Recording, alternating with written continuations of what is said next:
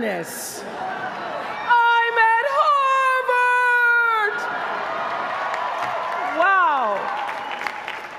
To President Faust, my fellow honorands, Carl, that was so beautiful. Thank you so much. And James Rothenberg, Stephanie Wilson, Harvard faculty, with a special bow to my friend, Dr. Henry Louis Gates. All of you alumni, with a special bow to the class of '88 and your $115 million.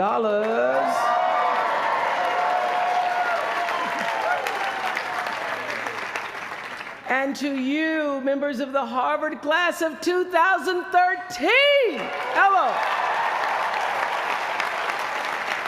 I thank you for allowing me to be a part of the conclusion of this chapter of your lives and the commencement of your next chapter. To say that I'm honored doesn't even begin to quantify the depth of gratitude that really accompanies an honorary doctorate from Harvard.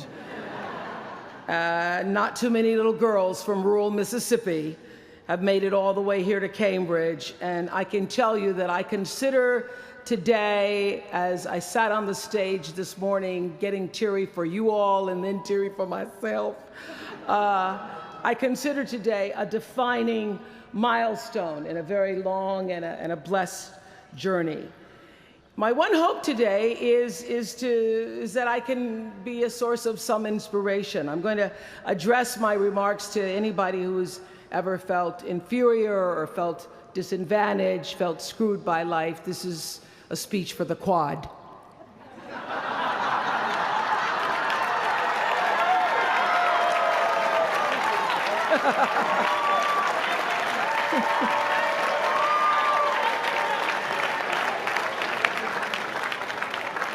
Actually, I was so honored. I wanted to do something really special for you. I wanted to be able to have you look under your seats and there would be free master and doctor degrees. But I see you got that covered already.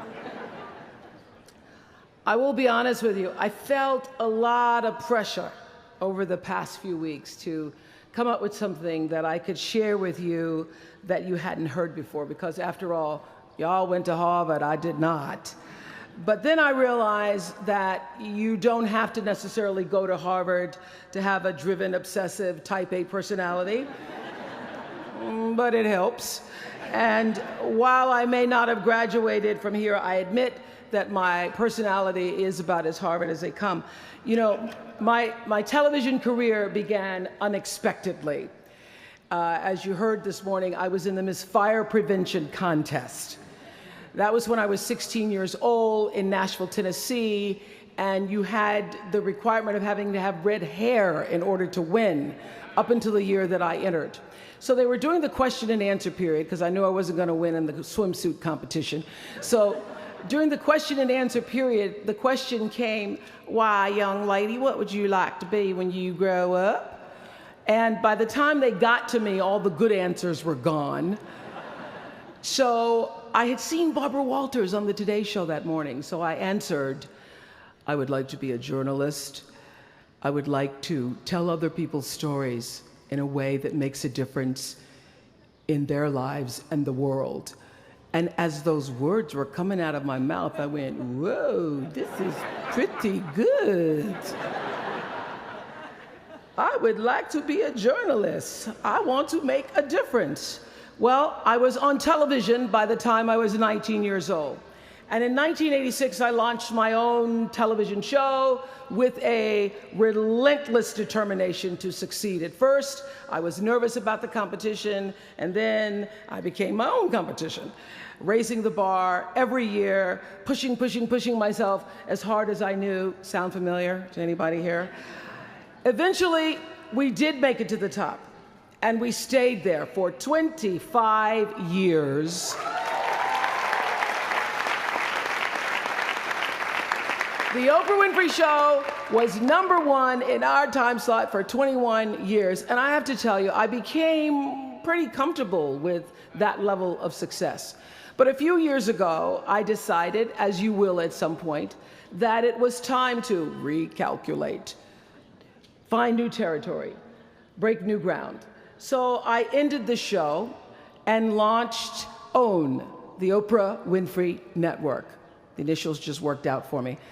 So 1 year later, after launching OWN, nearly every media outlet had proclaimed that my new venture was a flop. Not just a flop, but a big, bold flop, they call it.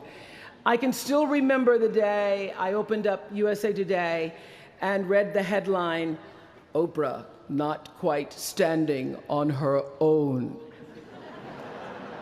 I mean, really, USA Today, now that's the nice newspaper. It really was, this time last year, the worst period in my professional life. I was stressed and I was frustrated, and quite frankly, I was embarrassed. It was right around that time that President Faust called and asked me to speak here, and I thought, you want me to speak to Harvard graduates? What could I possibly say to Harvard graduates, some of the most successful graduates in the world, in the very moment when I had stopped succeeding? So I got off the phone with President Faust, and I went to the shower. It was either that or a bag of Oreos. So I chose the shower.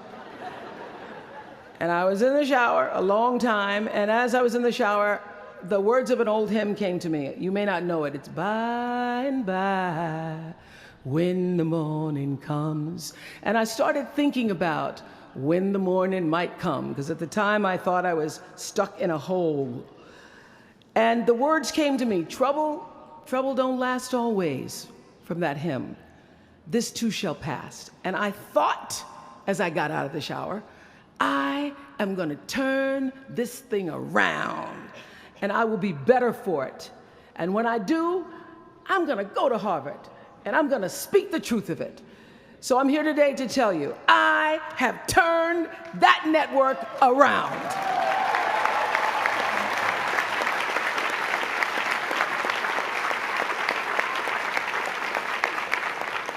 And when you're down in the hole, when that moment comes, it's really okay to feel bad for a little while. Give yourself time to mourn what you think you may have lost. But then, here's the key. Learn from every mistake, because every experience, encounter, and particularly your mistakes, are there to teach you and force you into being more of who you are. And then figure out what is the next right move. And the key to life is to develop an internal, moral, emotional GPS that can tell you which way to go. Because now and forevermore, when you Google yourself, your search results will read, Harvard 2013. And in a very competitive world, that really is a calling card, because I can tell you, as one who employs a lot of people, when I see Harvard, I sit up a little straighter and say, where is he or she? Bring them in. It's an impressive calling card that can lead to even more impressive bullets in the years ahead. Lawyer, senator, CEO, scientists, physicists, winners of Nobel and Pulitzer Prizes, or late-night talk show host. But the challenge of life, I have found, is to build a resume that doesn't simply tell a story about what you want to be, but it's a story about who you want to be. It's a resume that doesn't just tell a story about what you want to accomplish, but why. A story that's not just a collection of titles and positions, but a story that's really about your purpose. Because when you inevitably stumble and find yourself stuck in a hole, that is the story that will get you out. What is your true calling?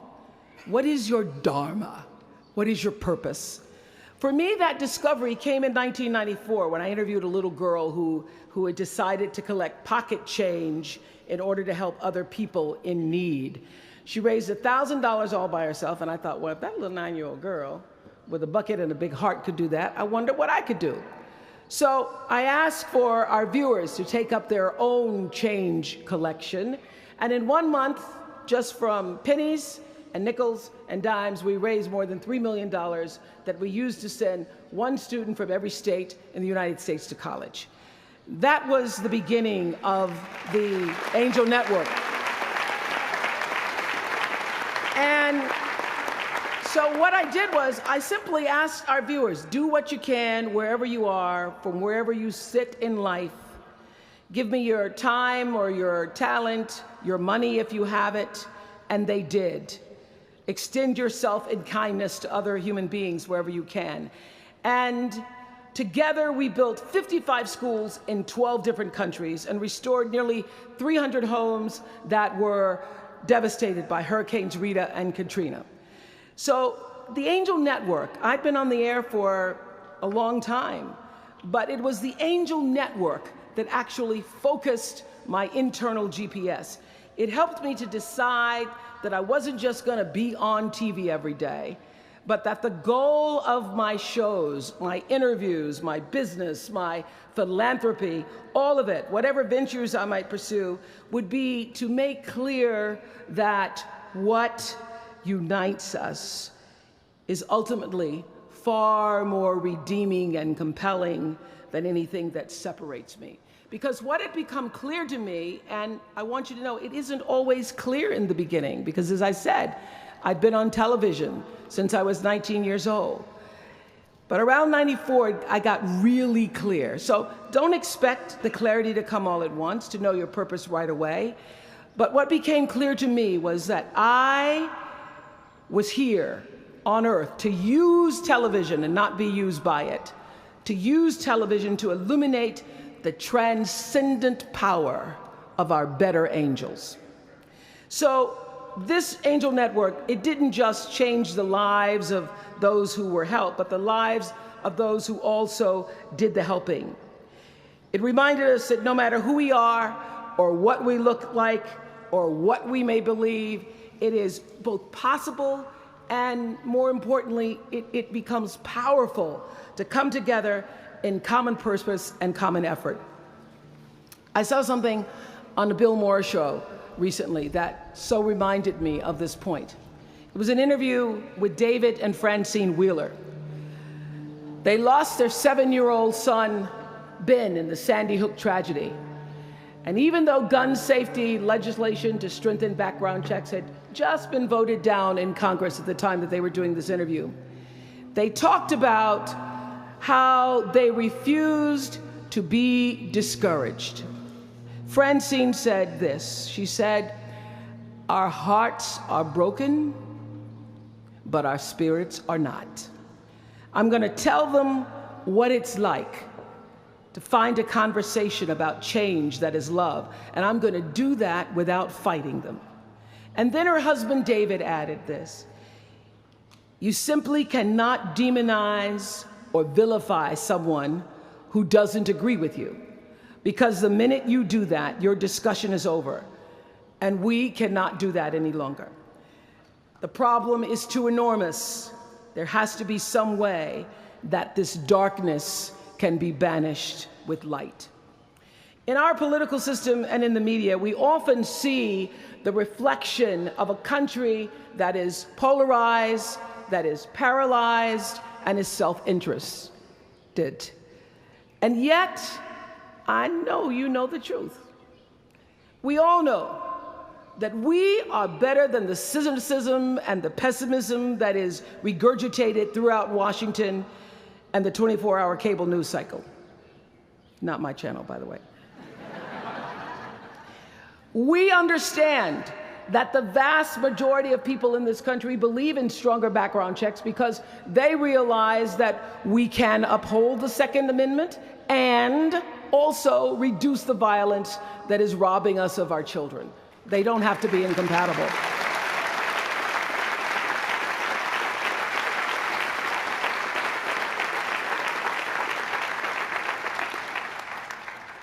And we understand that most Americans believe in a clear path to citizenship for the 12 million undocumented immigrants who reside in this country, because it's possible to both enforce our laws and at the same time embrace the words on the Statue of Liberty that have welcomed generations of huddled masses to our shores. We can do both.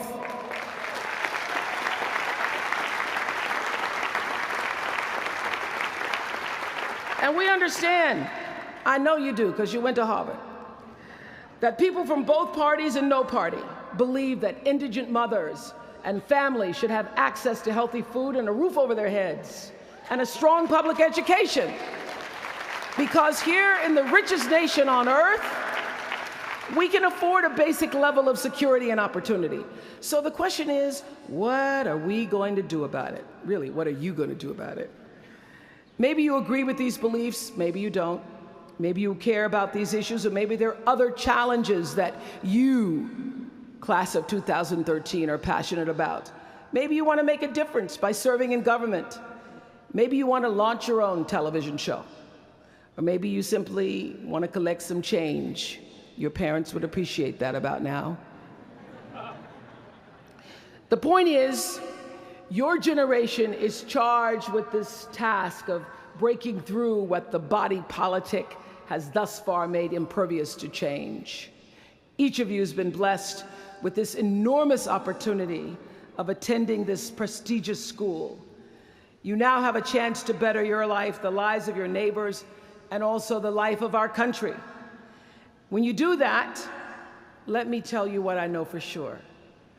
That's when your story gets really good. Maya Angelou always says, when you learn, teach. When you get, give. That, my friends, is what gives your story purpose and meaning. So you all have the power in your own way to develop your own angel network. And in doing so, your class will be armed with more tools of influence and empowerment than any other generation in history. I did it in an analog world.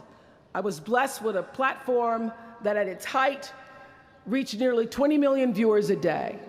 Now here in a world of Twitter and Facebook and YouTube and Tumblr, you can reach billions in just seconds. You're the generation that rejected predictions about your detachment and your disengagement by showing up to vote in record numbers in 2008. And when the pundits said, they talked about you, they said you'd be too disappointed, you'd be too dejected to repeat that same kind of turnout in the 2012 election, and you proved them wrong by showing up in even greater numbers. That's who you are. This generation, your generation, I know, has developed a finely honed radar for BS. Can you say BS at Harvard? The spin and phoniness and artificial nastiness that saturates so much of our national debate. I know you all understand better than most that real progress requires an authentic way of being, honesty, and above all, empathy. I have to say that the single most important lesson I learned in 25 years talking every single day to people was that there's a common denominator in our human experience. Most of us, I tell you, we don't want to be divided. What we want, the common denominator that I found in every single interview, is we want to be validated. We want to be understood. I've done over 35,000 interviews in my career. And as soon as that camera shuts off, everyone always turns to me and inevitably in their own way asks this question: was that okay? I heard it from President Bush. I heard it from President Obama. I've heard it from heroes and from housewives. I've heard it from victims and perpetrators of crimes. I even heard it from Beyonce and all of her Beyonce-ness. She finishes performing, hands me the microphone and says, "Was that okay?" Friends and family, yours, enemies, strangers, in every argument, in every encounter, every exchange, I will tell you, they all want to know one thing. Was that okay? Did you hear me? Do you see me? Did what I say mean anything to you? And even though this is the college where Facebook was born, my hope is that you will try to go out and have more face-to-face conversations with people you may disagree with.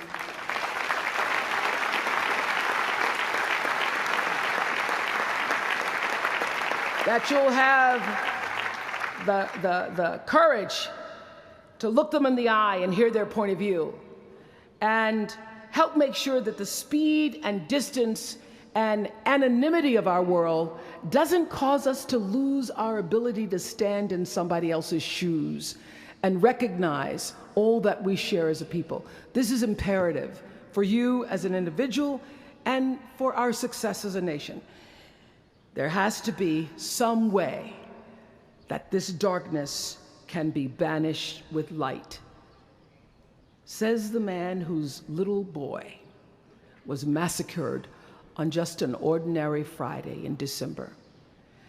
So whether you call it soul or spirit or higher self, intelligence, there is, I know this, there's a light inside each of you, all of us, that illuminates your very human beingness if you let it. And as a young girl from rural Mississippi, I learned long ago that being myself was much easier than pretending to be Barbara Walters. Although when I first started, because I had Barbara in my head, I would try to sit like Barbara, talk like Barbara, move like Barbara. And then one night I was on the news, reading the news, and I called Canada, Canada. And that was the end of me being Barbara. I cracked myself up on TV, couldn't stop laughing, and my real personality came through. And I figured out, oh gee, I can be a much better Oprah than I could be a pretend Barbara. I know that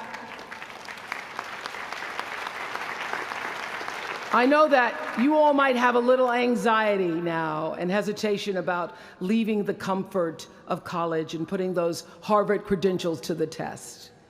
But no matter what challenges or setbacks or disappointments you may encounter along the way, you will find true success and happiness if you have only one goal. There really is only one, and that is this: to fulfill the highest, most truthful expression of yourself as a human being. You want to max out your humanity by using your energy to lift yourself up, your family, and the people around you. Theologian Howard Thurman said it best. He said, "Don't ask yourself what the world needs. Ask yourself what makes you come alive, and then go do that. Because what the world needs is people who have come alive." The world needs people like Michael Stolzenberg from Fort Lauderdale. When Michael was just 8 years old, Michael nearly died from a bacterial infection that cost him both of his hands and both of his feet. And in an instant, this vibrant little boy became a quadruple amputee, and his life was changed forever. But in losing who he once was, Michael discovered who he wanted to be. He refused to sit in that wheelchair all day and feel sorry for himself. So with prosthetics, he learned to walk and run and play again. He joined his middle school lacrosse team. And last month, when he learned that so many victims of the Boston Marathon bombing would become new amputees, Michael decided to banish that darkness with light. Michael and his brother Harris created MikeysRun.com to raise $1 million for other amputees by the time Harris runs the 2014 Boston Marathon. More than 1,000 miles away from here, these two young brothers are bringing people together to support this Boston community the way their community came together to support Michael. And when this 13-year-old man was asked about his fellow amputees, he said this: "First, they will be sad. They're losing something they will never get back. And that's scary. I was scared. But they'll be okay. They just don't know that yet. We might not always know it. We might not always see it or hear it on the news or even feel it in our daily lives. But I have faith that no matter what, class of 2013, you will be okay. And you will make sure our country is okay. I have faith because of that 9-year-old girl who went out and collected the change. I have faith because of David and Francine Wheeler. I have faith because of Michael and Harris Stolzenberg. And I have faith because of you, the network of angels sitting here today. One of them, Khadijah Williams, who came to Harvard 4 years ago. Khadijah had attended 12 schools in 12 years, living out of garbage bags amongst pimps and prostitutes and drug dealers, homeless, going into department stores, Walmart in the morning to bathe herself so that she wouldn't smell in front of her classmates. And today she graduates as a member of the Harvard class of 2013.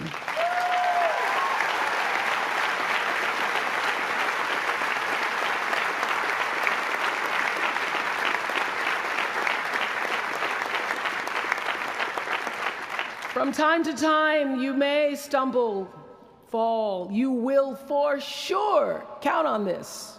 No doubt. You will have questions and you will have doubts about your path.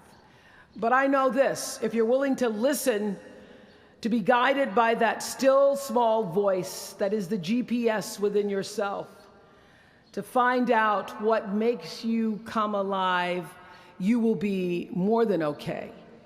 You will be happy, you will be successful, and you will make a difference in the world. Congratulations, class of 2013. Congratulations to your family and friends. Good luck, and thank you for listening.